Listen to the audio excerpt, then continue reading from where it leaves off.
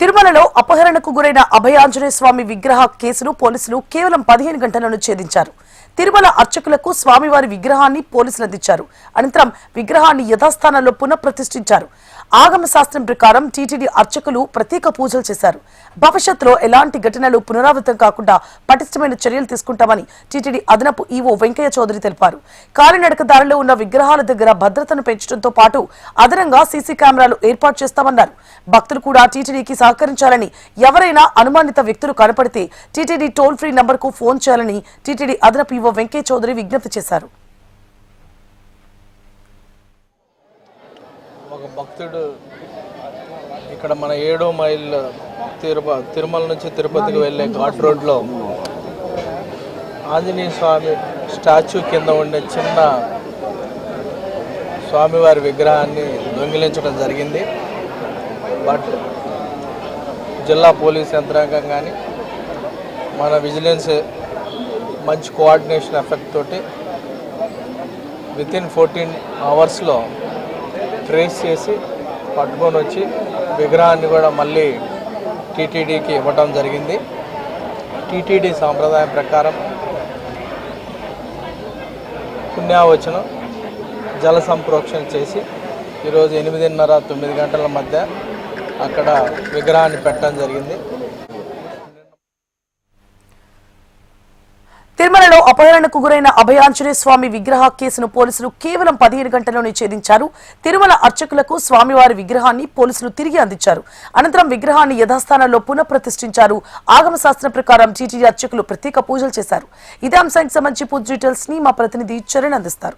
చరణ్, తిరుమల మొదటి ఘాట్ రోడ్ లోని 7వ మైల్ వద్ద ఉన్నటువంటి అభయ ఆంజనేయ స్వామి విగ్రహం దగ్గర ఉన్నటువంటి ఒక చిన్నపాటి రాతి విగ్రహాన్ని గత 2000 సంవత్సరంలో కొంతమంది భక్తులు వచ్చి అక్కడ ప్రతిష్ఠించి దానికి భక్తులందరూ కూడా ప్రతినిత్యం పూజలు చేస్తూ మొక్కులు తీర్చుకుంటూ ఉంటారు. అయితే తిరుమలకు నడక దారిలో వెళ్ళేటువంటి ప్రతి భక్తుడు కూడా ఆంజనేయ స్వామి విగ్రహానికి పూజలు చేస్తూ అక్కడ నుంచి మరీ నడుచుకుంటూ వెళ్ళి అక్కడ ఉన్నటువంటి లక్ష్మీ నరసింహస్వామి దర్శించుకొని అక్కడి నుంచి మోకాళ్ళ మెట్టు ద్వారా తిరుమల చేరుకుంటుంటారు. ఈ నేపథ్యంలోనే అక్కడ ఉన్న అభయ ఆంజనేయ స్వామి ఆలయం వద్ద ఉన్నటువంటి ఒక రాతి విగ్రహాన్ని ఒక అగంతకుడు అర్ధరాత్రి వేళ చోరీ చేసిన ఘటన మనం చూసాము. ఈ చోరీ చేసిన విధానం చూసినట్లయితే ఎవరు లేని సమయంలో అర్ధరాత్రి 2:50 ప్రాంతంలో ఈ దొంగతనం చేశారు. ఆ పోలీసులు కూడా ఈ దొంగతనాన్ని చాలా సీరియస్ గా తీసుకున్నారు, ఒక ఛాలెంజ్ గా తీసుకున్నారు. ఎందుకంటే తిరుమల అంటేనే ఒక పవిత్రమైన పుణ్యక్షేత్రం, భక్తుల మనోభావాలు ముడిపడి ఉంటాయి. ఇక్కడ ఉన్నటువంటి ప్రతి అడుగు కూడా స్వామివారి నామస్మరణతో ఉంటుంది అని చెప్పి భక్తుల విశ్వాసం. ఈ నేపథ్యంలోనే ఒక అగంతకుడు ఒక రాతి విగ్రహాన్ని ఆంజనేయ స్వామి రాతి విగ్రహాన్ని తీసుకెళ్లి దృశ్యం అయితే కనుక కలకలంగా రేపింది.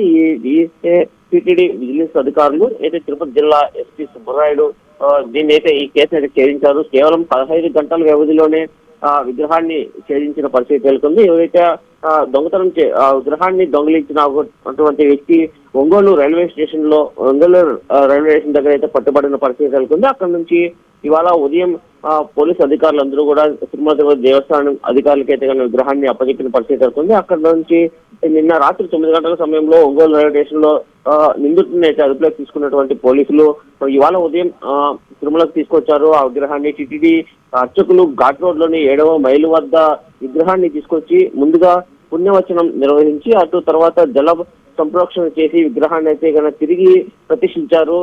అయితే టీటీడీ జేఈఓ వెంకయ్య చౌదరి దగ్గరుండి ఈ కార్యక్రమాన్ని చూసిన పరిస్థితి నెలకొంది. అక్కడే అయితే ప్రతిష్ట అనంతరం వెంకయ్య చౌదరి మాట్లాడుతూ అయితే ప్రధానంగా అయితే విగ్రహానికి అపహరణ అయినటువంటి పోలీసులు సుమారు 20 టీంలుగా ఏర్పడి ఈ విగ్రహాన్ని ఛేదించారని చెప్పారు. మరోవైపు భక్తులు కూడా అయితే టీటీడీకి సహకరించాలి. అయితే ఎవరైతే అనుమానాస్పదంగా తిరుగుతుంటారో వారిని గుర్తించి ఎక్కడైతే టోల్ ఫ్రీ నెంబర్లు ఉంటాయో వాటికి సమాచారం ఇవ్వాలని చెప్పి టీటీడీ కూడా కోరిన పరిస్థితి నెలకొంది.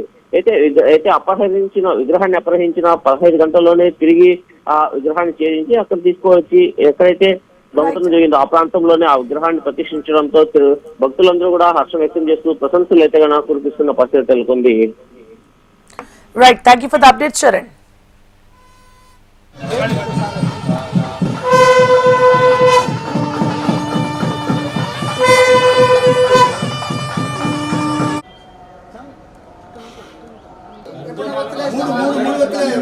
మూడు వేసే పర్వాలేదు అన్నా ఇటు చూడన్నా